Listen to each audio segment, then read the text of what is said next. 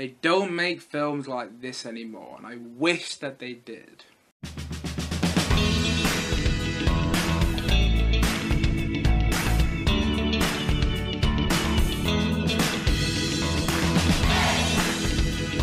Nightmare Alley. Now, Nightmare Alley is directed by Guillermo Del Toro, and basically the film follows the story of Bradley Cooper's character, who essentially gets his job in a carnival, and basically when he's working at this carnival, he meets this person who teaches him this mind trick, and basically he develops his mind trick, and in doing so becomes popular, so popular that basically, long story short, he ends up working in these high-end places. But at the same time though, throughout the movie, you start to question whether there's more to Bradley Cooper's character than you initially thought, and at the same time though, towards the end of the film, you start to question whether Bradley Cooper's character is a man or a beast. And that's basically the plot of Guillermo Del Toro's Nightmare Alley. I mean, there's more to it than that, and I really haven't done the plot justice, but that's the basic plot of the film.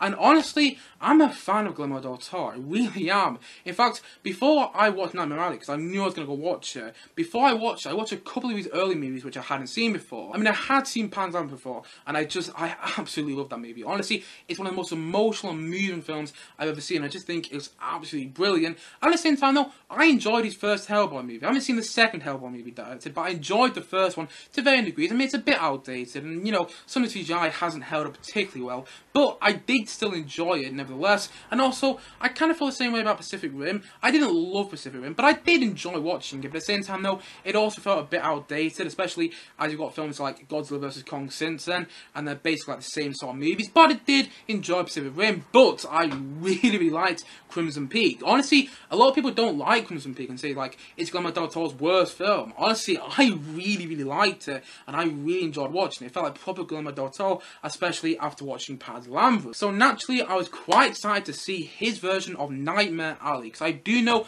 this film is based on another film from like 1947, but I haven't seen that movie. All I've seen is this movie, and honestly, I just absolutely loved Guillermo Del Toro's Nightmare Alley. I just absolutely loved this film. Honestly, it was just so good, and I adored the filmmaking, the storytelling, the story as well, which I just didn't know where I was going, and the fact that this film just constantly keeps you guessing and constantly keeps you questioning everything about Bradley Cooper's mysterious character, and just in the best way possible. Honestly, this is a proper film noir film, and it's so good. I like it so much. Honestly, I like it that much that actually, if I did my list of my top 10 films of 2021 this week or next week, this movie would be number 2 on my top 10 films of 2021, because actually this film came out in America in 2021, so technically it did come out in 2021, even so I'm reviewing it now in late January in 2022, but nevertheless it came out in America in 2021, so if I did my list of my top 10 movies of 2021 this week or next week, this would be number 2. I like it that much. Honestly, it really would be,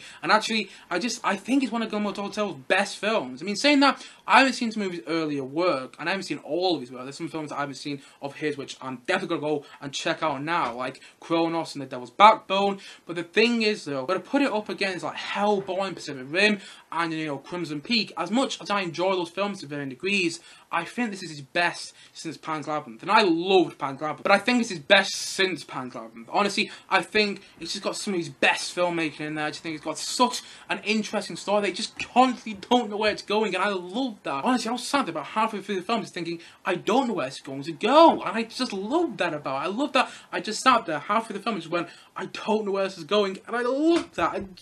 I love stories, and I love films where you don't know where it's going to end. You don't know how it's going to end, and you don't know where it's going. And I just love that. And I just love that in films. I just love that in this film so much. Honestly, this film has reminded me why I love going to the cinema. This film has reminded me why I love movies. And I love movies like that. I love movies which are experiences. And that's what this film is. You know, say all about Guillermo Del Toro as a filmmaker. And I might criticism of some of his past movies. And this one as well. But the thing is though, you know, he always gets you into the world. He always immerses you into the world of each of his movies, whether the world of Hellboy, the world of Crimson Peak, the world of Pacific Rim, the world of Pan's Labyrinth, or the world of Nightmare Alley. He just immerses you into these worlds, and just in the best way possible. I always think films are experiential events, and I think that this film really encapsulates that. It's an experience. You never feel like you're watching a film. You'll feel like you're watching these real life characters, and you feel like you're watching Bradley Cooper's, you know, character's story develop and unravel throughout the movie, and I love that about it. I love the fact that this film feels like an experience, and just in the best way possible. I love that about this film. I love the set piece as well. I love the filmmaking. I love the fact that Guillermo Del Toro has his hands all over this movie, even though it's a big budget movie, you know, there's huge stars in there. I just love that. Like, I actually watched an interview with Guillermo Del Toro yesterday, where basically he said he was given $100 million to make this movie, and he only spent $60 million. I mean, that's still quite a lot of money, but still, you know, I think that just kind of sums up Guillermo Del Toro as a filmmaker overall. You know, he's so much about set piece, and I love that. He just loves set piece in the movies, and you watch a film like Crimson Peak or Pan's Labyrinth or even Hellboy to a degree. You know, you watch these fantastic set pieces and just go, wow, you just immerse into these worlds, and I love that about his movies. I love that about this one, and I love that about some of his past movies as well, especially Pan's Labyrinth. I love the world building in that movie, and also I love the fact that he has snow in all of his movies. I'm not sure if he has snow in Pan's Labyrinth, but he definitely has snow in Crimson Peak. He definitely has one scene where it's snowing in Pacific Rim, and he definitely has snow in Hellboy as well, and it's snowing so much in this movie, and I just love that. You know, he has snow a lot in his movies, and in this movie in particular, it really makes it feel more grittier and more, oh, I don't know where it's going to go. I just don't know. I think the snow setting kind of added more to the film, and in the best way possible. And at the same time, though, I think all the performances are absolutely fantastic, and I think Bradley Cooper is so good, doing very different performances than I usually see him do. And also, you know, Toni Collette is great in a supporting role, so is Rooney, so is Cate Blanchett, so is Pearlman, and you know, Pearlman has been in a lot of Guillermo Del Toro films. He was Hellboy in Hellboy, and also he was in Pacific Rim, and he is so good in this movie. I really enjoyed Pearlman, but the small moment was in there, but he was in the film nonetheless. And also, I loved Willem Dafoe in this film, and actually, this is one of my small criticisms with this film. I just would have liked to see a bit more of Willem Dafoe in there. He's so good in this film, and he shouldn't have seen him in the best way possible, the way he won with his character in the movie, but I just would have liked to see more of him. And on the topic of small criticisms, I do have a few. There's this fantastic carnival which they built for this movie, because I watched an interview with Guillermo Del Toro, like I already mentioned. I watched an interview with Guillermo Del Toro yesterday, where basically he said that he built a huge carnival for this film. It's like one giant set.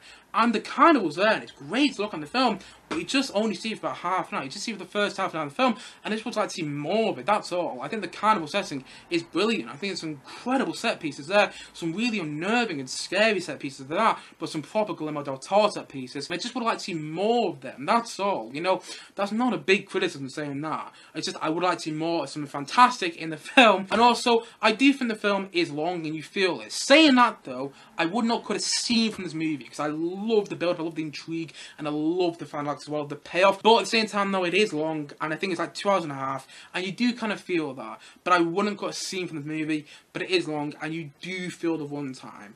But saying that, though, I just love it. I really do. And like as before, I love the intrigue, I love the build-up, I love the fact that the payoff is there in the best way possible. You know, I watched Candyman last year, and I was really enjoying Candyman up to its final act, but then the final act of Candyman just didn't deliver on its payoff, and I don't know, it just disappointed me in the end. But the thing is, though, you know, in Nightmare Alley, there's so much build-up and so much intrigue to the final act, and it delivers. Honestly, the payoff is there, and I was smiling from ear to ear, the payoff. I mean, not while I was watching, because it was quite gruesome and quite gory in the final act, but I loved the way this story unraveled in the end. I just thought it was so good, and I love stories like that. You know, like Seven and like Gone Girl. I mean, I mentioned David Fincher films there, but there's loads of others as well that I just can't think of off the top of my head. Like 39 Steps, actually, another kind of film noir film, where basically, you know, you don't really know what's going on until the end of the film, and then at the very end, everything unravels, and the story is shown to you. The story is presented to you of what really happened, and I love films like that, and I thought Nightmare Alley was one of the best ones I've seen. I love how it twisted and turned along the way,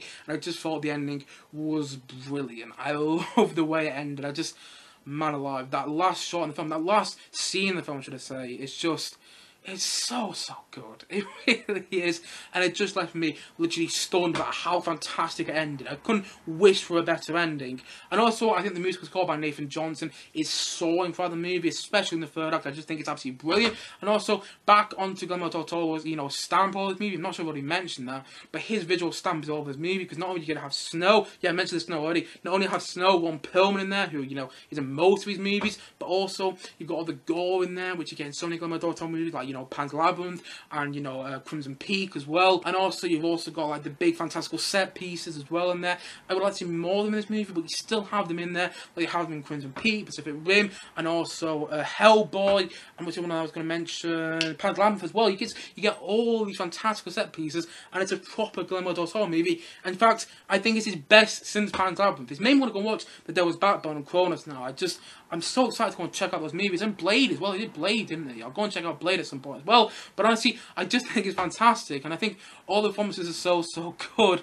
And I love it. I really do. You know, there's so many films I've seen over the past couple of years which I've absolutely adored. And I'll do reviews of, like, Last Night in Soho and June. And I can't say enough good things about them. And that's kind of how I feel about this film as well. You know, there's so many good things in there. And I'm not sure if I'm fully getting my opinion across about how much I love this movie. Because there's so many things in there that I just love about it. And sometimes when you love a film, you know, it's harder to talk about it. Because you love it that much and you can't get your reason across why I love it. That's how I feel with Nightmare Alley. I love it that much that I just can't get my opinion across on how much I adore it. That's how I feel about it. And I love that about this film. I'm not sure I've really explained myself well there, but if you get what I mean, well done. But yeah, basically, I love this movie. I really did. I could go on and on about how much I loved it. And honestly, I just absolutely love this movie. It's proper film noir. And I think it's got such a delicious, unraveling story. And I love the filmmaking as well, and I just thought it was absolutely incredible overall. And so, all in all, I'm going to say that Guillermo Del Toro's Nightmare Alley,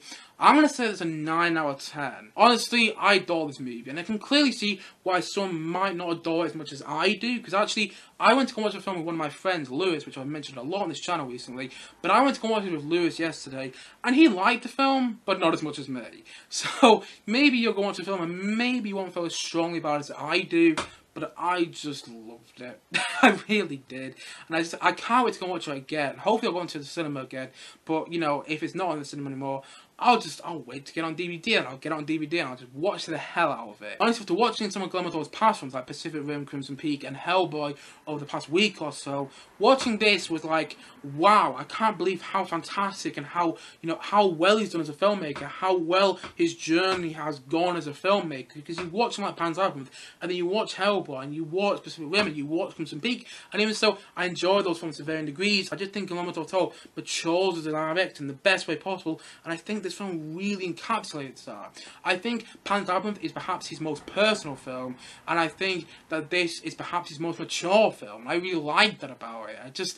I think it's incredible. I really do. And I'm not going to go and check out the original, by the way, because I think if I checked out the original Nightmare Alley now, I do not think it would hold a candle for me to this film. I loved it that much. I probably watched it the wrong way around, but I just thought the horror in this film was just done so well. Honestly, there's one jump scare in particular with a gunshot. I'm not going to give too much away there, but if you've seen the film, you know exactly what I mean. There's one jump scare with a gunshot that really caught me off guard in the best way possible, and it's a proper psychological horror movie. They've got a proper film noir story in there, and I loved it. I really did.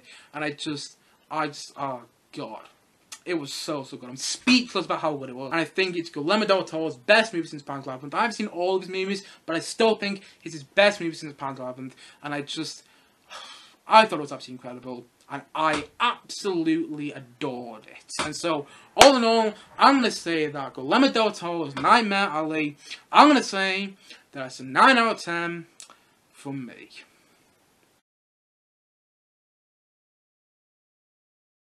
Anyway guys, what do you think of Guillermo Del Toro's Nightmare Alley? Please do comment down below and let me know your thoughts in the comment section below.